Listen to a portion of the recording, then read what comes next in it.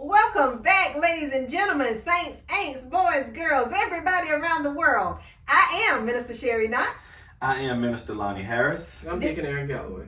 And this is Freedom in the Word. I'm sorry I didn't say that. But for those of you who don't know, that's who we are.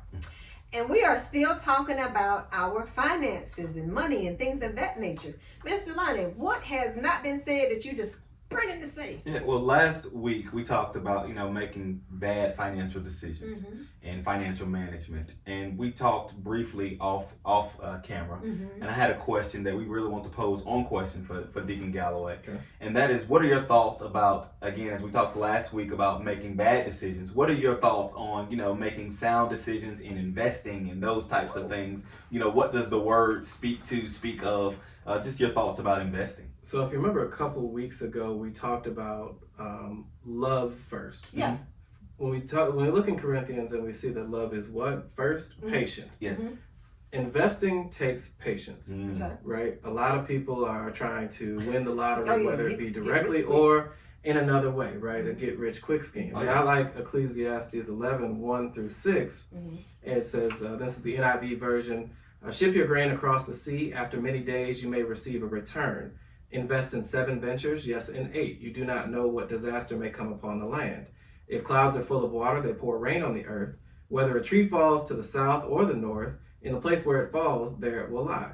Whoever watches the wind will not plant. Whoever looks at the clouds will not reap.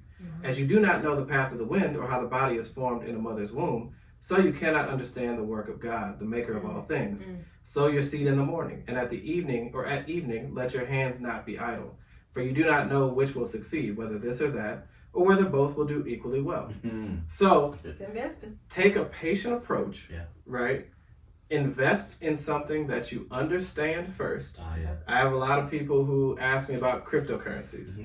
For the record, I am not a fan of most cryptocurrencies, because they've turned into get-rich-quick schemes. Okay. Even the original Bitcoin has turned into effectively a get-rich-quick scheme. It was meant to be a store. It was never meant to be a store of value, but it was meant to be a usable currency. Correct. And you can't really buy things. You can't go get a tank of gas with cryptocurrency, right? Ethereum won't allow you to get cryptocurrency. And also the energy usage is ridiculous. Yeah. But there's studies that show that the people who end up making the most money are the people who have automatic investments and passive investments in market-based funds or in something very simple, and they just forget about it. Yeah. Or they die. Yeah. That one. But either way, when you aren't looking at it and not even touching it, and you have a consistent strategy, that is how we end up doing the best in terms of investment. Trying to hit it big. There are opportunities. Take a small portion of what you have and go for it. Had you put $1,000 into Bitcoin in 2012, you'd be sitting pretty right now. But now. if you had put all your money into Bitcoin last year, talking about it's going to the moon, you're probably gonna be Late to hurt. the party. Right. Yeah. You mentioned something off camera some time ago about love and fear. Yes. What role do those play in investment? That's a good question. Fear can be mitigated through wisdom and understanding. Okay. So get understanding before you do something. Understand that you are not obligated to invest. If you don't get it, you can say, I don't understand. I need to ask more questions. I need to get more understanding to get comfortable Let with me this wait. before I go. You're not obligated to put all of your money into a particular thing. Correct. There are ways to invest with $1, Yeah. right? Just to get into the idea of it, just to get your feet wet, right? You don't have to be scared in doing things, and you also don't have to rush. Shouldn't be. And find what works for you.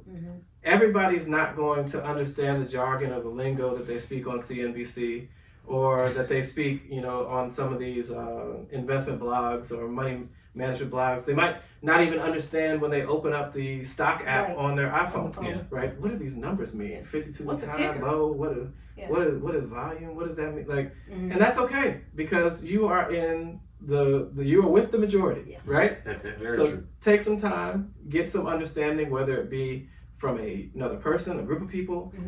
Make sure that these people have some sort of track record. Come on. Because you don't want the blind leading the blind, Very true. right? So-and-so who just figured out oh man, penny stocks. Yeah. Ooh, be careful. Yeah. Right? Again, I don't mean to dump on cryptocurrency because I think if it was used correctly, it has a lot of promise. But as it is right now, I don't. Because I have an Aaron coin. I made my own coin. It's got no value, right? But there's 200,000 Aaron coins. Yeah. I made a project one night. I was like, how does this work? So I made my own coin. But if I sold you on this coin and you pumped it up to, $100 a coin, 100 times 200,000, I got a lot of money now. Yeah. I sell all my coins, you're done for. Yeah. Right? So just be careful with that. So what would you say, investing in assets, do they go hand in hand? They do. Okay.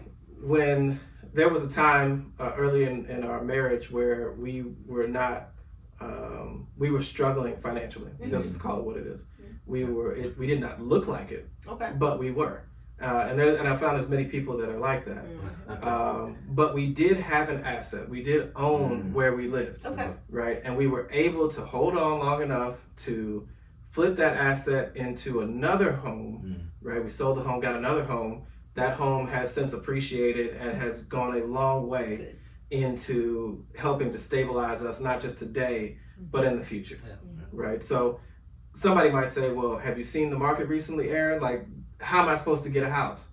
I understand, right? And please, we talked about flawless existence theory a couple episodes ago, and I am not putting that on everybody, please, for the camera. I'm not putting that on you guys. But trying to find something that will appreciate, taking care of it, and then turning that into other things that will appreciate. And that does mean that your car is not an appreciating asset. It's very nice, very important, but not an appreciating asset. So back up for anybody that's trying to get there, right? Somebody that's doing the work and being diligent. What are assets? Assets are anything that will appreciate in value, right? It can be a house, land, some fine jewelry. So heirlooms. Your costume jewelry from Forever 21 is probably not gonna make it. But it's anything that will appreciate in value. What Aaron? What about that person that they got Big Mama's house here, and they've fallen on hard times, and now they've gotten something in the mail that says, hey, you can sell. We're looking to buy. We're buying Big Mama's house for cash. What are your thoughts? How does a person handle and manage circumstances like that? I mean, my advice right now would be, please don't sell if you don't have to. Please say that one more time. Say it one more time. Please, if you absolutely have to, I understand life situations, but if you don't have to, please don't sell. Thank you. There are so many different ways that you can leverage it. You can do 401. I think it's 4.0 something loans for construction loans. I'm a big fan of home equity lines of credit that allow you to tap, because I bet you Big Mama's house is paid off. Oh, come on. Definitely. And if it's being offered for $450,000, you can get up to, or $500,000. In some of these places, it's crazy. Yeah. If it's being valued at $500,000, you can get 80% of that as a home equity line of credit, which is one of the lowest interest loans or lowest interest financing that you can get. You can do a lot of things with that home equity line of credit off of Big Mama's house or whoever's house or whoever's asset. It's just, but a lot of people think of money as, I have $7. Don't put me in there. I have $7, right? I must save $5. That leaves me with $2. Every time I get 7, I save 5. It leaves me with 2. But there's a magnifying effect of taking that base 5 and then leveraging that into 50. Come on. Right now, we talked about not being a cosigner and so you have to be very prudent with how you do this. You can get too deep. You can put too much dip on your chip, if you will. But there are many different ways. So just take a second, do some research, ask.